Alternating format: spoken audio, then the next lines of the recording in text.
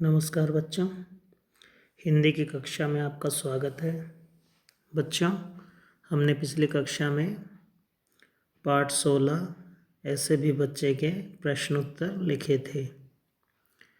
आइए आज हम पाठ 16 ऐसे भी बच्चों के भाषा माधुरी का अभ्यास कार्य को पूरा करेंगे। तो आइए शुरू करते हैं भाषा माधुरी का पाठ 16 अभ्यास कार्य। स्कूल जाते डैश को ये सदा टकटकी लगाकर देखते थे। लोगों या बच्चों? किसको देखते थे टकटकी लगाकर? बच्चों। किसको? बच्चों। स्कूल जाते बच्चों को ये सदा टकटकी लगाकर देखते थे। दूसरा खाली स्थान है इसमें। दोपहर बाद डैश के ढाबे के बाहर मिलेंगे। राजू के या पहलवान के? इसमें आएगा पहलवान। दोपहर बाद पहलवान के ढाबे के बाहर मिलेंगे। समझ आ गया? अब आपकी बात। इसमें देखिए, स्कूल में पढ़ने के लिए आपको जिन जिन चीज़ों की ज़रूरत होती है उन्हें लिखिए। स्कूल में पढ़ने के लिए आपको किन किन चीज़ों की ज़रूरत होती है? किताबों की ज़रूरत होती है ना, तो किताबें, कॉपियाँ भी चाहिए जिसमें प्रश्न उत्तर लिखेंगे, है ना। तो कॉपियाँ, फिर उन्हें लिखने के लिए पेंसिल भी चाहिए, है ना। तो पेंसिल, और फिर एक चाहिए बस्ता।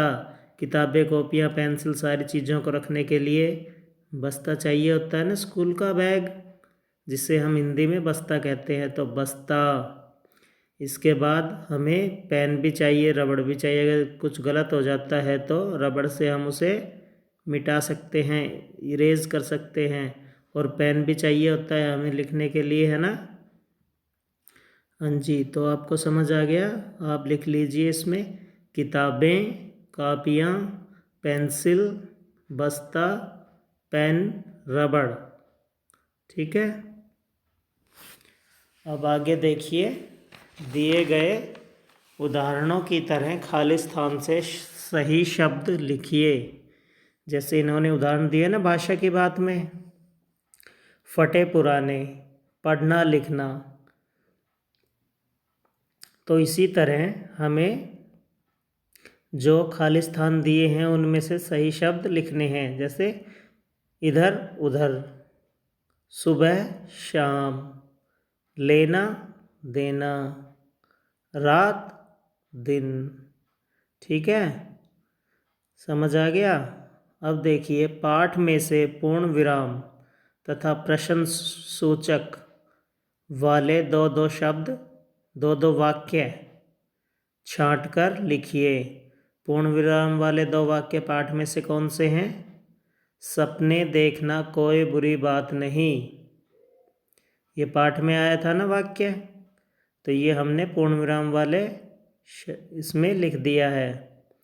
दूसरा है गप्पे मारना बंद करो और धंधे पर चलो, यह भी पाठ में आया था वाक्य, तो हमने इसे भी इसमें फिल कर दिया है या लिख दिया है। अब हमने दो प्रश्न सूचक शब्द वाक्य हैं जो वो लिखने हैं। तो एक है, क्या मेरे कंधे पर भी कभी बस्ता होगा? आखिरी में हमने लगाना है प्रश्न सूचक चिन्ह, क्योंकि ये प्रश्न पूछा गया है कि क्या मेरे कंधे पर भी कभी बस्ता होगा। यह भी आया था आपके पाठ में, आपने पढ़ा था ना पाठ।